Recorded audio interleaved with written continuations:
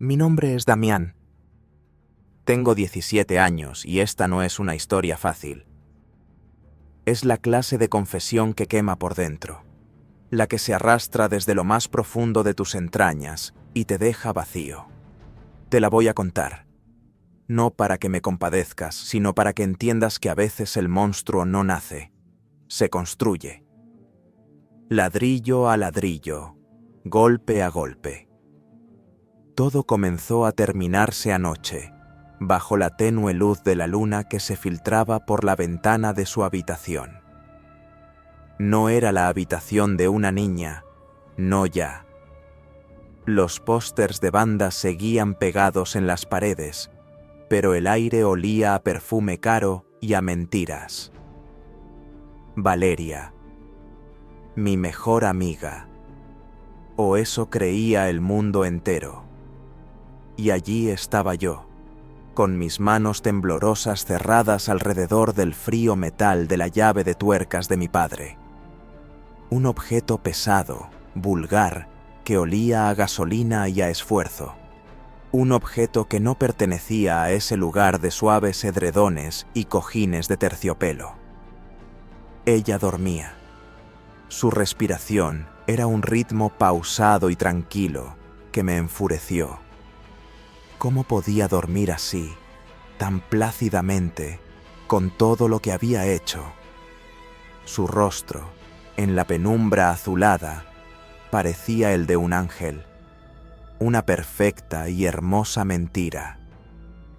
Yo estaba sudando, a pesar del frío que me calaba los huesos. Cada latido de mi corazón era un tambor en mis sienes, un recordatorio de lo que estaba a punto de hacer. Un ajuste de cuentas final. No era rabia lo que sentía en ese momento. No era ese fuego ciego que me había consumido durante años. Era una calma gélida, una certeza pesada como el plomo. Era la paz del verdugo. Y entonces, un flashback me golpeó con la fuerza de un tren. No era un recuerdo suave. Era una embestida sensorial. Tengo 7 años. El olor a tierra mojada y a plástico quemado del vertedero cercano a nuestras casas llena el aire. Vivimos en Los Laureles, un barrio donde las casas se apretujan unas contra otras y los secretos se esconden detrás de cortinas baratas. Valeria tiene 1 año más que yo, pero parece mucho más grande. Su sonrisa es amplia, llena de confianza.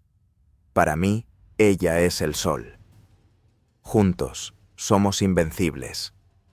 Construimos fuertes con cajas de cartón, cazamos lagartijas y compartimos nuestros únicos tesoros, sus muñecas de porcelana y mis coches de juguete desvencijados.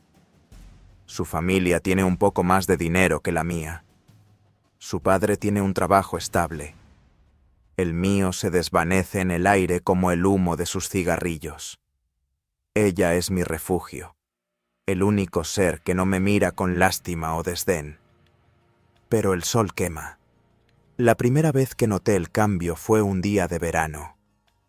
Estábamos en el parque con otros niños.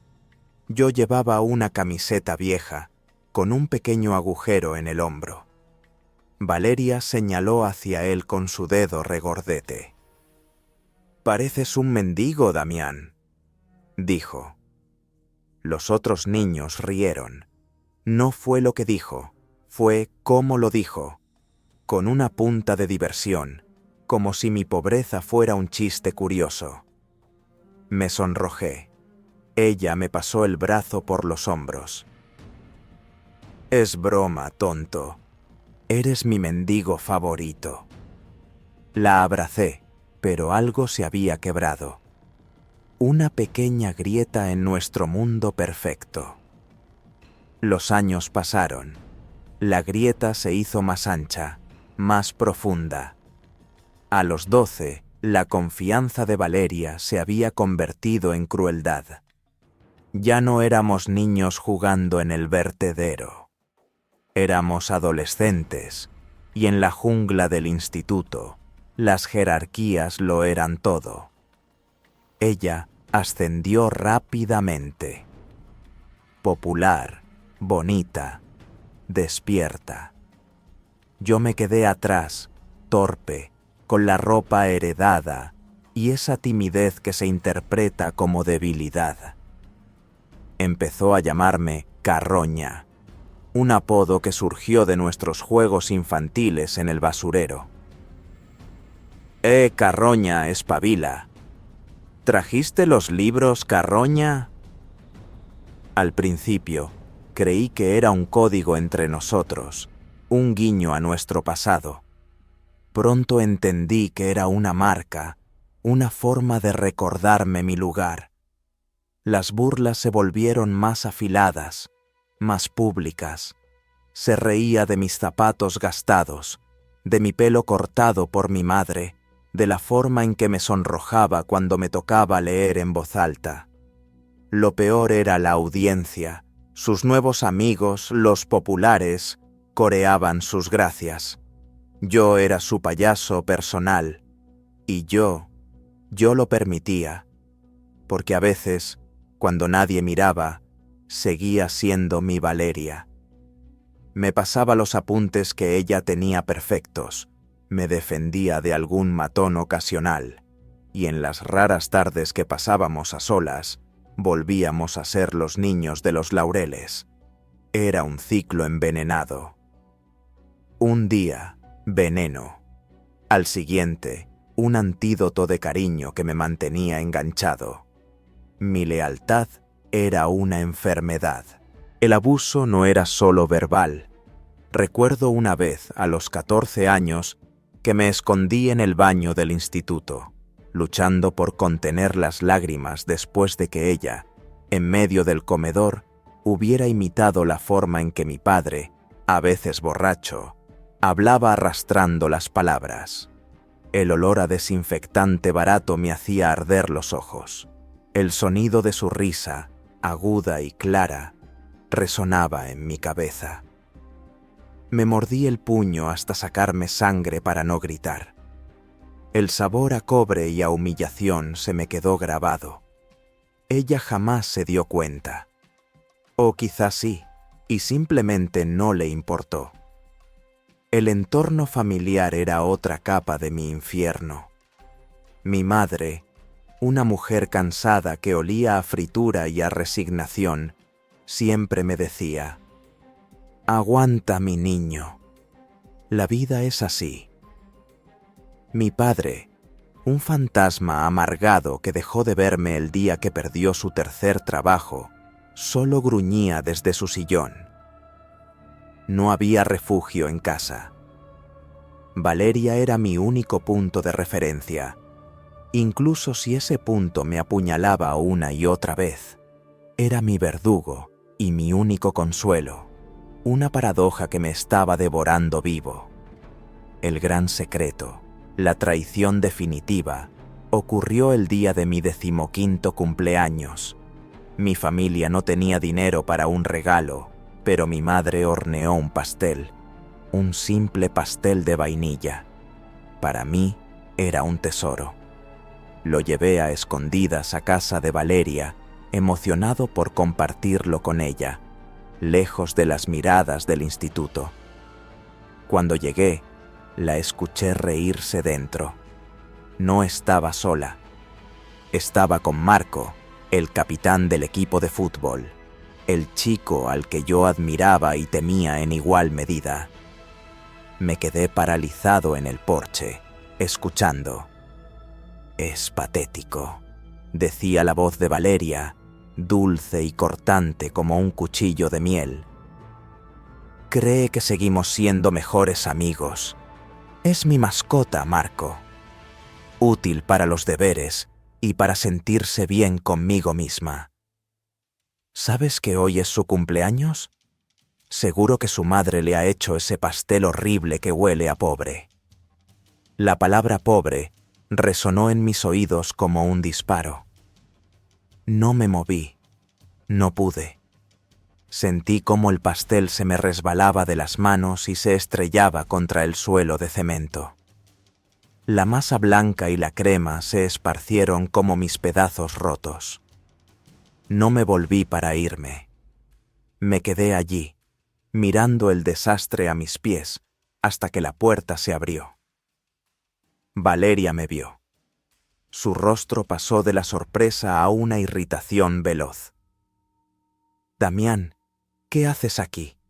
Mira el lío que has hecho». No hubo disculpa. No hubo reconocimiento. Solo fastidio.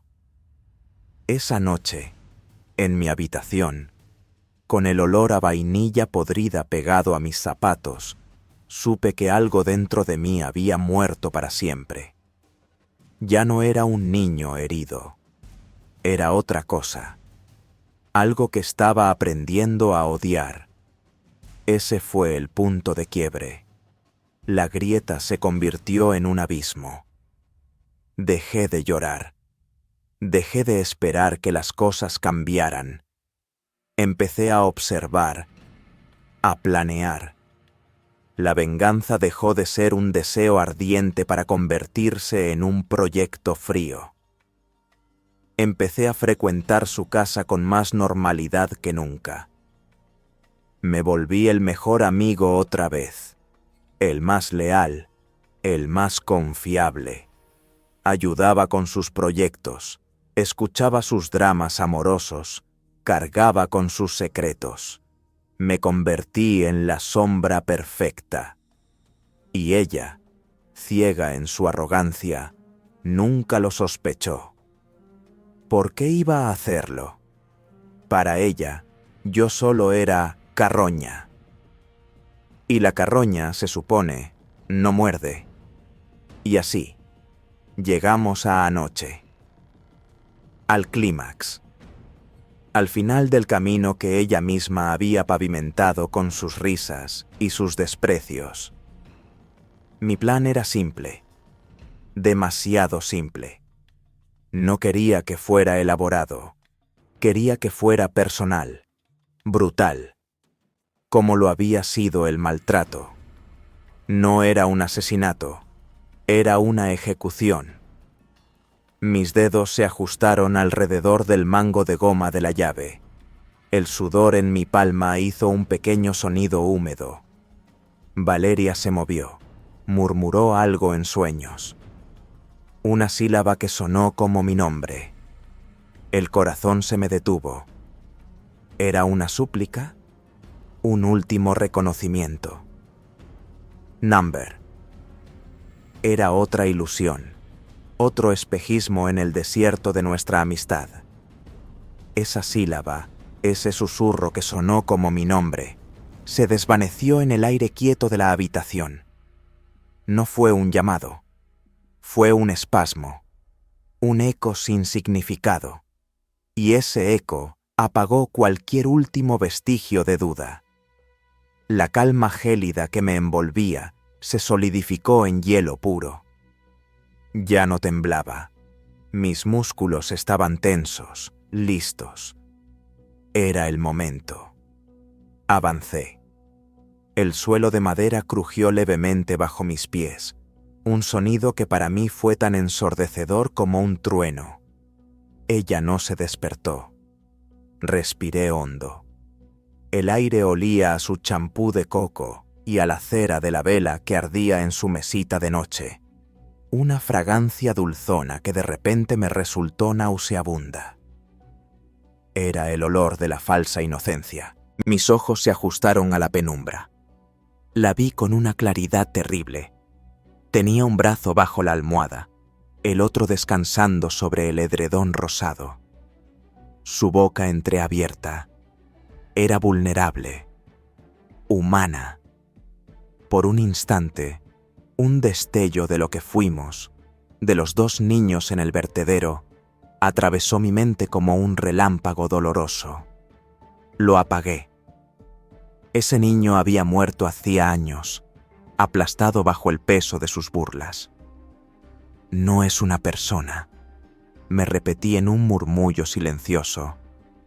Es un monumento a todo el dolor que he cargado. Y esta noche, lo derribo. Levanté la llave de tuercas. El metal reflejó un tenue destazo de luz lunar, una mancha plateada y mortífera en la oscuridad. No era un arma elegante. Era un tul tosco, un objeto de mi mundo real, del mundo del que ella siempre se había mofado.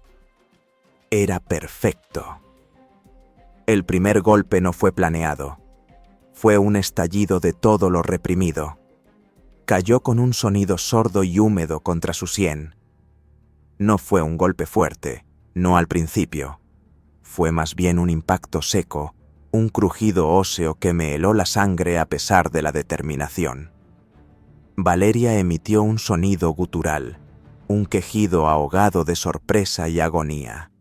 Sus ojos se abrieron de par en par. En la oscuridad no podía ver su color.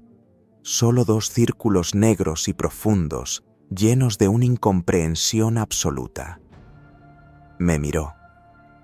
No con rabia, no con miedo aún, con un estupor profundo, como si su cerebro se negara a aceptar que yo, Carroña, fuera la fuente de ese dolor insoportable. ¿Damián? Jadeó. Su voz era un hilo de voz quebrado, salpicado de algo húmedo. Ese sonido, mi nombre en su boca en ese contexto, encendió algo primitivo en mí. La rabia, la fría y calculadora rabia que había cultivado, estalló en un torrente de fuego. ¡Nunca más!, gruñí, y mi voz no me sonó mía. Era áspera, animal. ¡Nunca más me llamarás Carroña! El segundo golpe fue más fuerte, deliberado. Apunté a su boca, a esa fuente de tantas palabras venenosas. Lo sentí hundirse, romper dientes. Un chorro caliente y salado me salpicó la cara. Ella ya no podía gritar. Solo emitía un sonido burbujeante, horrible, un glu-glu espantoso que llenó la habitación. Se debatió. Sus manos con uñas perfectamente pintadas se aferraron al aire, luego a mi brazo, arañándome con una fuerza desesperada. Pero yo era más fuerte. 10 años de rabia silenciosa me daban una fuerza sobrehumana. Golpe tras golpe. Ya no pensaba. Era un ritmo macabro, una danza de venganza. Cada impacto contra su cráneo, su rostro, su cuello, era un recuerdo que se borraba a martillazos. El pastel de cumpleaños destrozado, la risa en el comedor, la palabra pobre escupida con desdén, la mirada de lástima de sus amigos. Cada imagen estallaba en mi mente al mismo tiempo que su cuerpo se rompía bajo el metal. El olor a cobre de la sangre se volvió abrumador, mezclándose con el dulce aroma a coco, creando una fragancia infernal que sé que me perseguirá hasta el día de mi muerte. Dejé de golpear cuando mis brazos no respondieron. Estaba agotado, jadeaba. La llave de tuercas resbaló de mis dedos y cayó al suelo con un golpe sordo sobre la alfombra, ahora empapada.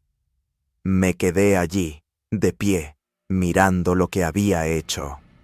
La luz de la luna iluminaba ahora la escena con una crudeza obscena. Ya no era Valeria. Era una cosa rota, una masa informe y sangrante sobre la almohada blanca, ahora teñida de un rojo oscuro y grotesco. Su cabello rubio, siempre perfecto, estaba enmarañado y pegajoso. No sentí triunfo. No inmediatamente. Lo primero fue un vacío absoluto, un silencio interior tan profundo que ahogó el sonido de mi propia respiración. Luego llegó el asco. Un asco físico que me retorció el estómago. Me di la vuelta y vomité en un rincón, el vómito ácido mezclándose con el hedor a muerte. Pero entonces, algo surgió de ese vacío y ese asco. No era arrepentimiento, era liberación. Una paz enfermiza y distorsionada. El peso de una década se había esfumado. Ya no era el niño pobre y débil. Era alguien que había actuado, que había cobrado una deuda. Me limpié la boca con el dorso de la mano, manchándola más. Miré mi reflejo en el espejo del armario. Mis ojos estaban vacíos, rodeados de salpicaduras carmesí. Ya no me reconocía, y por primera vez no me importó. La parte más difícil no fue hacerlo. Fue lo que vino después. Salir de esa habitación sin hacer ruido. Caminar por el pasillo silencioso de su casa, con la sangre de mi mejor amiga secándose en mi ropa y mi piel. Cada crujido del suelo era una acusación.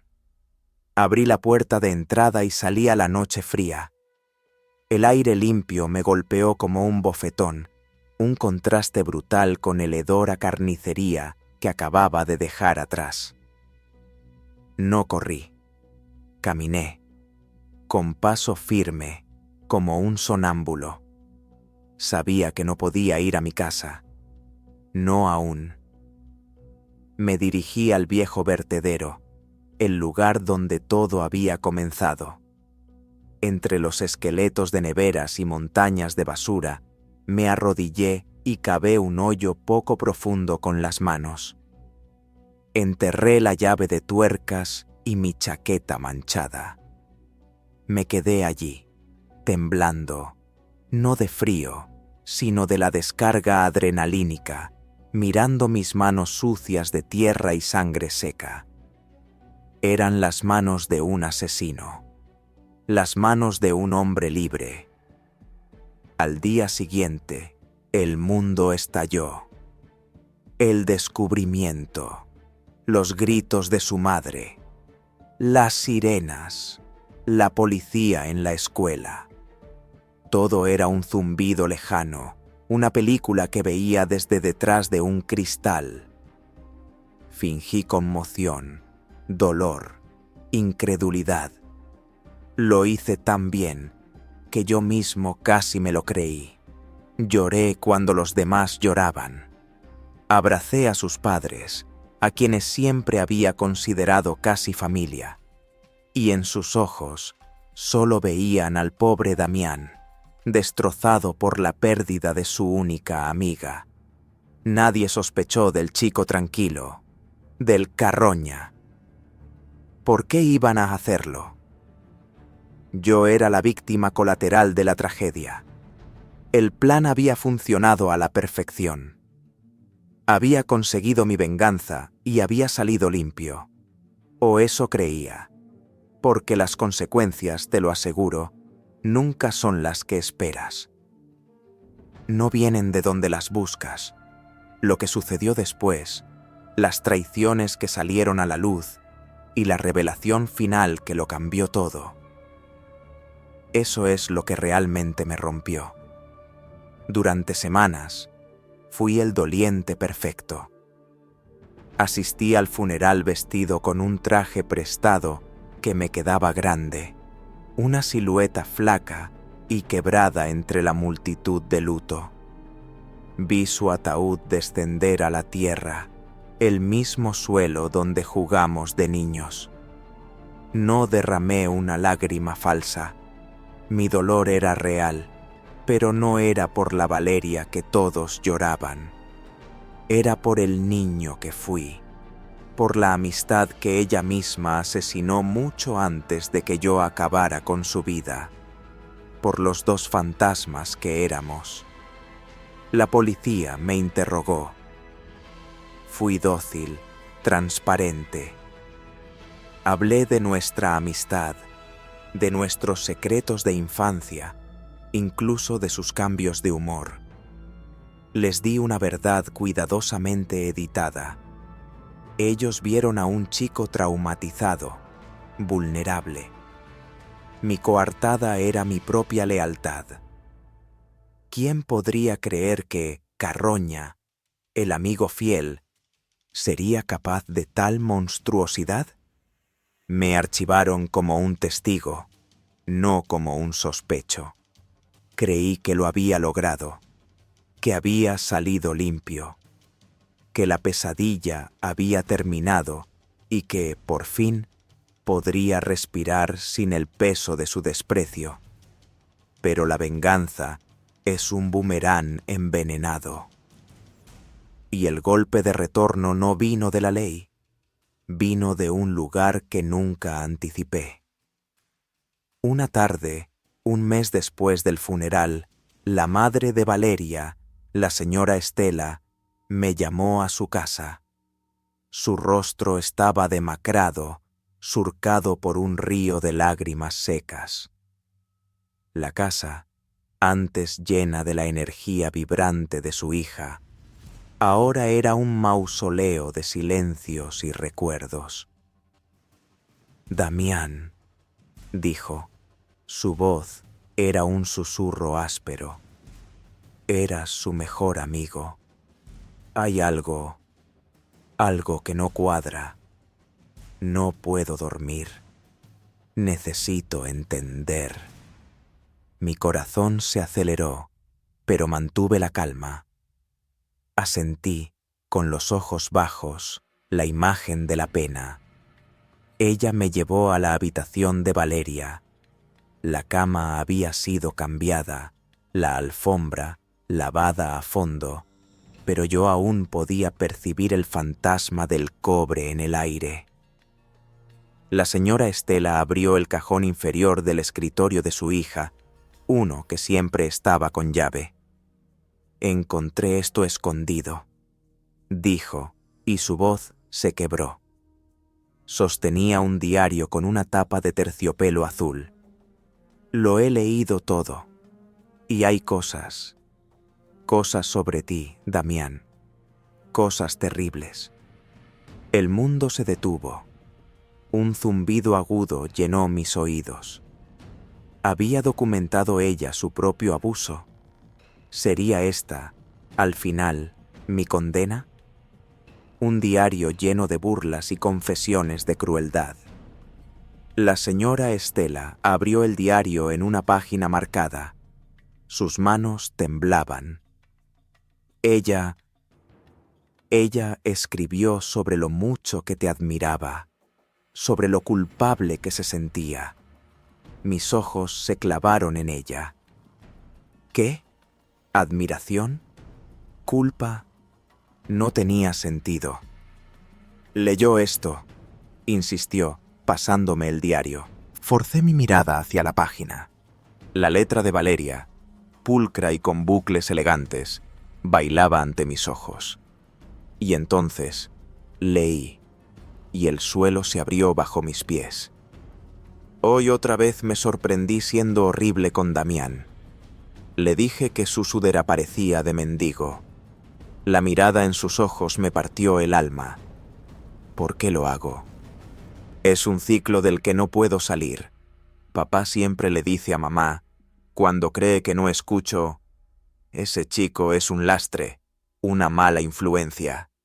Debería alejarse de Valeria. No es de nuestra clase. Y mamá asiente. Tengo miedo. Miedo de que si no soy cruel, si no marco la distancia, papá hará algo, que hará daño a Damián o a su familia, que los echará del barrio. Su padre es el administrador, podría hacerlo. Así que me convierto en lo que él espera. En una niña cruel que no se junta con la gentuza. Cada vez que le llamo Carroña, una parte de mí muere. Le escribo cartas de disculpa que nunca le envío. Le compro regalos que nunca le doy. Lo guardo todo aquí, en esta caja. Mi tesoro de culpas. Ojalá tuviera su valor. Él es el fuerte. Yo solo soy una cobarde, atrapada en la jaula de oro de mi padre. No podía respirar.